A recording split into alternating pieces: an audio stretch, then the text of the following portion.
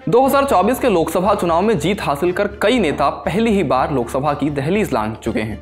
इनमें युवा जोश वाले जेनजी से लेकर बरगद सरीखे अनुभव लिए 70 पार के बुजुर्ग भी शामिल हैं। तो चलिए इंडिया टुडे मैगजीन के स्पेशल इशू में छपी स्टोरी में आपको बताते हैं ऐसे नेताओं के बारे में जो अपने जीवन में 70 साल या उससे ज्यादा बसंत देख चुके हैं।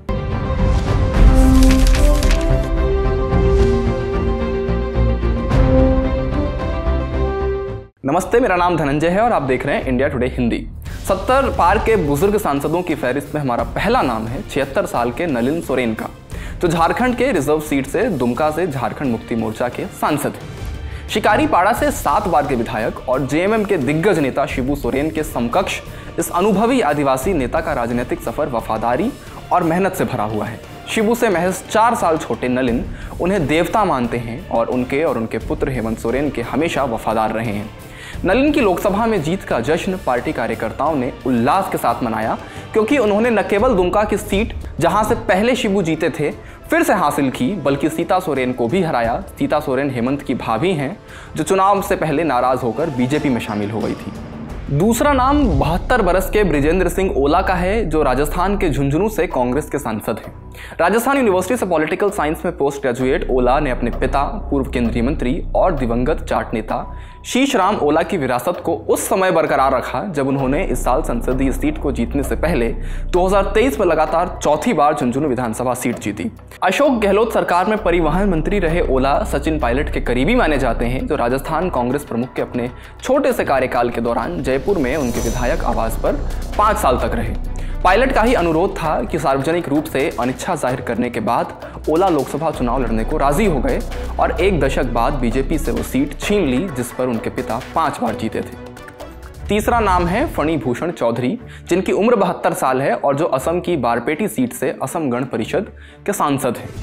पूर्व शिक्षक और असम गण परिषद के इस नेता का लगातार 4 दशक से बोगाई गांव विधानसभा सीट पर कब्जा है और वे 2018 में बीजेपी के नेतृत्व वाली राज्य की सरकार में मंत्री भी रहे।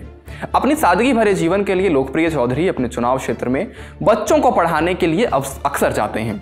उन्हें सड़क किनारे किसी नाई से बाल कटवाते या 2 पहिया से लिफ्ट लेकर जाते देखा जा सकता है। चौथा नाम कर्नाटक के तुमकूर से बीजेपी सांसद वी सोमन्ना का है, जिनकी उम्र 72 साल है। अब केंद्रीय रेलवे और जल शक्ति राज्य मंत्री इस लिंगायत नेता ने 1986 में बेंगलुरु में पार्षद के रूप में जीवन शुरू किया था। लंबे समय तक जनता दल और कांग्रेस में रहे सोमन्ना 2008 में बीजेपी में आ गए थे।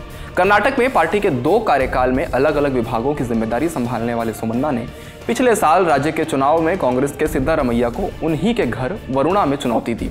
सिद्धारमैया जीते और फिर से मुख्यमंत्री की कुर्सी हासिल कर ली। इस नाकामी के बावजूद सोमन्ना ने कांग्रेस के पूर्व सांसद एसपी मुद्दा हनुमेगौड़ा को हराकर वापसी करते हुए तुमकूर से लोकसभा में एंट्री मार दी। लिस्ट में 5वां नाम है 71 साल के देवेश चंद्र ठाकुर का, जो बिहार के सीतामढ़ी से जेडीयू के सांसद हैं। बिहार विधान परिषद के पूर्व अध्यक्ष ठाकुर 4 बार के विधान पार्षद हैं और नीतीश सरकार में मंत्री भी रहे हैं। पुणे में कानून की पढ़ाई के दौरान वो महाराष्ट्र युवक कांग्रेस के उपाध्यक्ष चुने गए।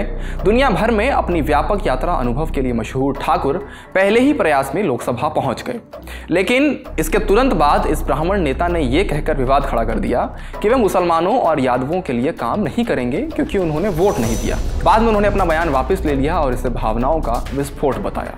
इस लिस्ट में आखिरी नाम है रामवीर सिंह विधूड़ी। विधूड़ी की उम्र 71 साल है और वो दक्षिणी दिल्ली की सीट से बीजेपी के सांसद हैं। दिल्ली की राजनीति के पुराने खिलाड़ी विधूड़ी का भगवा पार्टी से जुड़ाव 1970 में तभी से है, जब दिल्ली यूनिवर्सिटी के देशबंधु कॉलेज से बीए करने के दौरान वो एबीवीपी से जुड़ गए थे। 4 बार के इस विधायक ने बदरपुर का प्रतिनिधित्व किया है। इस सीट को उन्होंने 1993 में दिल्ली में पहली बार हुए चुनाव में जीत लिया था।